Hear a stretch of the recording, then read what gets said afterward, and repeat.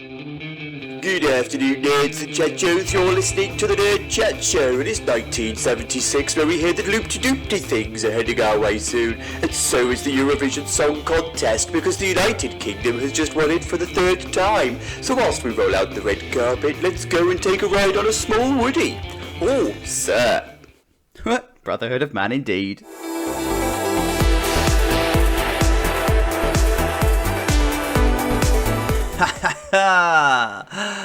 Welcome to 1976, you guys. Flower Power is still well underway, and we are in that awkward gap between first decent coaster and future decent coasters. We need to do a couple of filler years for a couple of reasons. I won't go into those, but we need to get right back to our roots as a family park. Theme parks all around the world are still adding wooden coasters left, right and centre, and there is one wooden coaster that we are missing in this park, and that's a junior wooden coaster. So, here is a junior wooden coaster. And this is what I've got. You'll be forgiven for thinking that you recognise the layout. I have used a very similar layout in the past, particularly Fundy Fun Spot. I think was the last time I used this, but I have tweaked it with a 2023 Chacho flair. Like, for example, the lift hill is not 12 mile an hour anymore. But yeah, this needs a junior coaster. We're sort of going through that thrill period at the moment, and we're forgetting about our roots. We're forgetting about the family vibe that we've got going on in the park. So we need something that's small, thrilling, and bridges the gap. It's not going to last long. It's not going to stay around for long. I think it'll probably be into the 90s, if not the noughties. I have got a full park plan, by the way, so I'm not going to share it, but there is a full park plan. Anyway, this is the station. We're going to come into the first lift hill. As I said, it's not 12 mile an hour anymore. And then it comes into your typical turnaround. I've kept this layout really compact. I wanted this to be compact. I wanted it to almost be a figure of 8 without it being a figure of 8. So we come into the first drop, and it's 45 degrees, nothing particularly special, into an airtime hill, which actually takes it at quite some speed, and then comes into a turnaround, a double down, and then into another sort of like unbanked turnaround, as you can see, into more more airtime hills, and then final airtime hill, and into the brake run. Runs 2 trains quite happily. The prestige on it is trash, and it's absolutely fine. I'm alright with that. Like I say, this is a really small build. It's going to be probably smaller than Cheese Chase was, because this is quite a simple build to put together. You probably noticed that I've got a garbage truck here, and I wonder why. Well, since we had the fire that gave birth to this mine train area, I have decided that I need some kind of access point, because if you know the park well enough, fire engines were never going to get down here, even if they tried, because everything around here is all bridges. So, look. Bridges. Anyway, I am going to crack on. I will see you in a minute.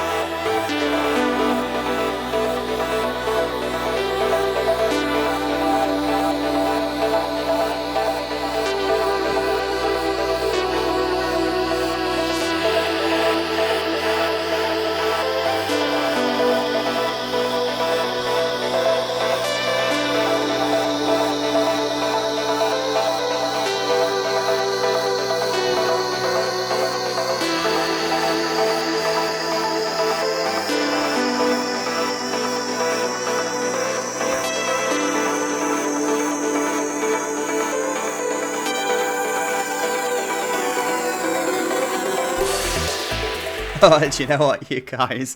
This might be a bit of a short time lapse because this is kind of a short build, and it's going to be made to feel even shorter by the intensity of the last 3 or 4 weeks, you know, where we've been pulling together entire areas. I mean, remember, this is just a junior Woodie that's coming together here, and even then, it's not that hot on the prestige. I think even Cheese Chase is a higher prestige because this is what, 563? I think Cheese Chase actually is a higher prestige, so... Let's just remember that. We like short, quick builds. And because it's such a poor prestige handler, the queue line doesn't actually need to be any more than this. It's just a short cattle pen queue. And I think the game is going to punish us on the prestige rating anyway, because this is officially the 3rd monster we've got in the park. So it's going to like downplay it anyway. So I have started to kit out the queue line. I've decided to go for simplistic Western on this one because we do need to start to transition into the adventure area that's coming in the future where we put the rapids. So I've used some rope on the fencing and just calling it quits. It's kind of also paid a little bit of homage to Spitfire when it was in the park, because this was a similar kind of queue line that we had going on, or queue fence that we had going on. And then inside this bit, or over here should I say, it's not even inside, it's definitely not inside, I've just put some custom supports up, and it's only needing one side because it's on the side of a hill, so you need to push the actual lift hill up against the side of the hill. So this is the highest point, this is the lowest point, so you just put a support in here to stop it toppling over, and that's really all it needs, right? That's nothing more than that. And then down the side here, it's all a cutout, so I didn't want to rely on the contour of the hill to do the talking. I actually needed to cut it out and put the concrete walls and stuff along here. I do need to finish this off, put some mulch in, continue the wall and whatever, but that's ultimately what we've got. And then I just put the pebbles and stuff down the bottom just to act as a bit of ballast for the bottom, so it's sitting nice and level, and it sort of makes the hill make a little bit of sense. And then along the course, for the first time, I should have been doing this for the other Woodies if I'm honest, but for the first time I've now put these covers in on the track where there's a crossover, and that's to stop like falling debris and bits and, you know, dust and spare bolts and whatever. No, not spare bolts, but spare bolts, to stop that falling from the onto the track below and stuff. So I've started to put those in, and then started to put along the corner here as well. And then this bit I did have to reprofile. I didn't realize it was going uphill after the brake run, which that's not right, so I've actually reprofiled that, and that kind of fell into doing this bit too. So the maintenance area is sitting here. It's actually quite wide, it's wider than the station, it's quite unusual, but we've got our first transfer track. Hooray! We love a good transfer track. So what I'm doing here is I'm taking the idea from Phoenix at Knobles, because I realised that the layout I've got for this one, which by the way is just a shortened version of Phoenix, and I didn't actually realise, and that's why you're probably seeing a lot of cues from Phoenix as well, because I thought, hey, might as well just rob that. So what we're doing here with the transfer track is this entire thing would slide underneath this panel here. So if you have a look, it's actually got space and stuff to slide underneath. Now this wouldn't be in this configuration right now, because that would mean that you could have a train here and then try and activate the transfer track, and it wouldn't be able to go because it needs to slide to the left, right? So I have left this in to be representative of there being a transfer track here. I could have done this the other way around if I wanted to, I just decided not to. So what would happen is this one would actually be where the main brake run is now, and then the brake run would actually be underneath here. Am I making sense? Does that make sense? Good. Okay, so the maintenance area here then is where all of the action would happen. You'd have the two trains sitting side by side, and you'd maintain either side, and then you have this shed at the back which would act as your storage, your mechanisms for electricity and all of the lifting equipment and stuff that you need in here. And actually it would probably end up being a storage area for the entire park too, so why not just have it? It's all good. I stole the stairs from the Pirate Dark Ride, and that's now just allows you to enter into the ride area, and then the same the other side here as well. So just stolen stairs, and I'm all right with that. And then here is the station. So yes, hello Phoenix. I am sorry. I have plagiarized you and robbed you. I'm not even sorry. So I wanted it to be an extension of the western area because there's the western area, right? So it needs to fit into the area. So this is what I'm going for here: a really shallow pitched roof on this one. I didn't want a massive pitched roof. I kind of want this to feel like it's a little bit of a flat roof. And then inside the station, all of the exposed beams and stuff that you've got. But what I'm doing here is this this lattice effect, and it's not a lattice, is it? This zigzag effect to hold up the actual roof itself. So I don't think I've used this technique much before. So this is a brand new Chacho technique. And then on the left hand side here, you stupid voice. On the left hand side here, what's now the right hand side, you've got the control booth, and I've made it slightly bigger so that what am I stuck to? There you go. I've made it slightly bigger so it actually fits the entirety of the station platform. But otherwise, that's pretty much all I wanted to do with it. Then I started just to clutter out and kit out all of the stuff here with the electric boxes and the push points and all of that sort of stuff. And then this is going to be an evacuation platform if you need it. And then you've got this from the top. So I've started to bring the area together. I started to put some of the curbing in so I know what the pathing area is going to look like. Again, I don't want this to be straight and I don't want this to be like tidy. I wanted this to be a bit swoopy, particularly as it's going to come around this way, and then I think it's probably going to end up being a bridge, right? So it's going to come into the bridge where the rapids are going to go underneath. So that's what I'm doing here, is I'm starting just to prepare us for that transition. And then over here I'm preparing the transition for the service road that I need to put in. The service road is not going to be this episode. I need to actually do it, and I've got an episode planned where we expand the maintenance area, so I'll do that as part of that episode. But essentially it will be coming up and around this way. It will join with this road, which is a public road that I've not talked about yet. It's been here since the 1930s, but I've not talked about it yet.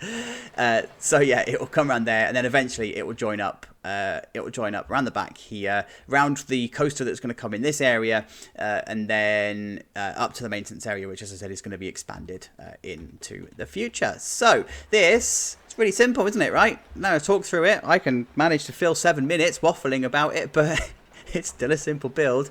Better finish it, really, hadn't I? See you in a minute.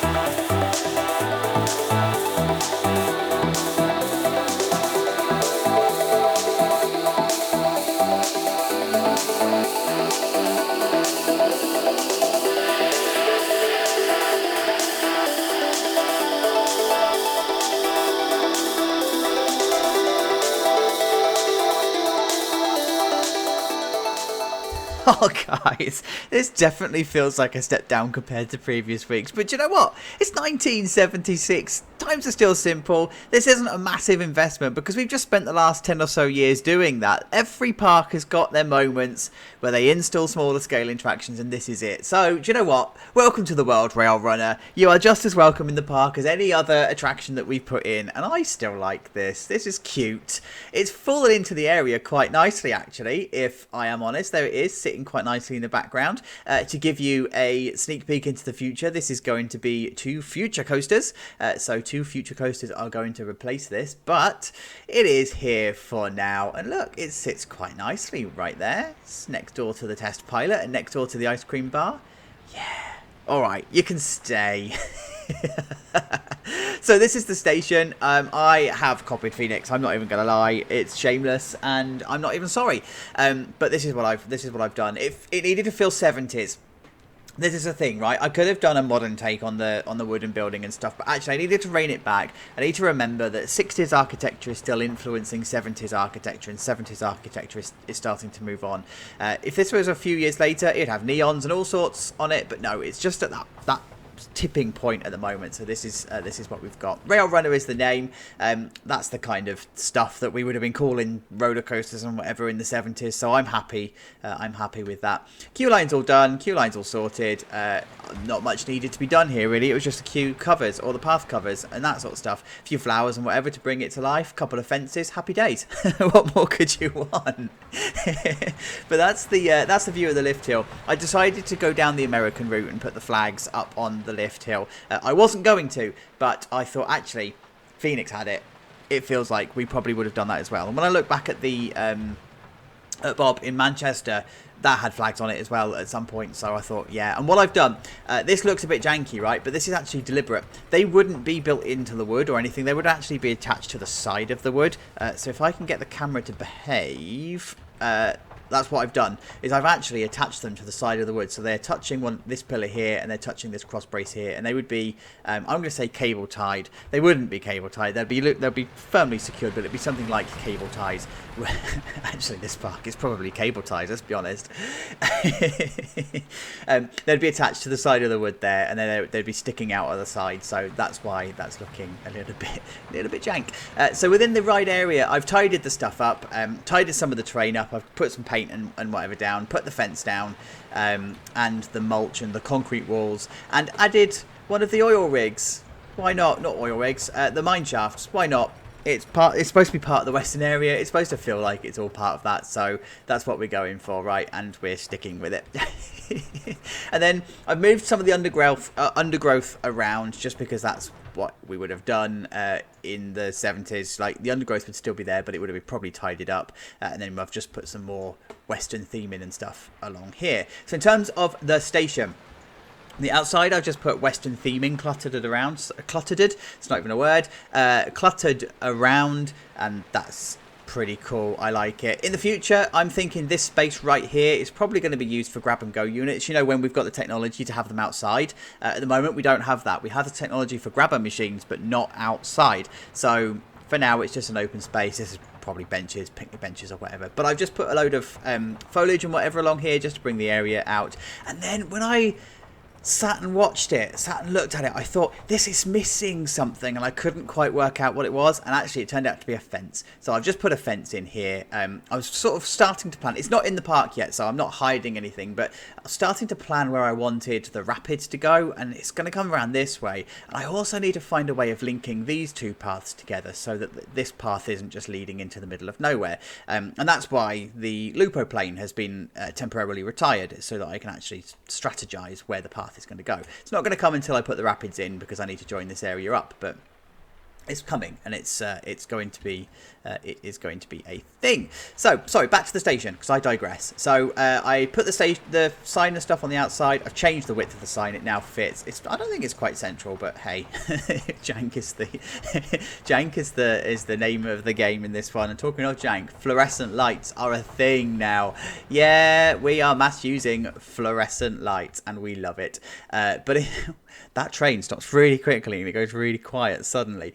So inside here, lots of exposed beams going on, lots of cabling and whatever that's not really very well hidden. It is now the 70s. We're starting to like proper jank stuff out. But hey, I like how this has turned out in here. It's simple, it's effective, it's 70s, it does its thing. I've put some painting and whatever down on the ground, so some arrows and whatever, because this is a bit of a confusing entry-exit system, right? Because you've got the exit this side, but the actual exit is on the far right hand side. It's such a bad configuration, and I'm not even sorry for that, because we make bad decisions in the 70s.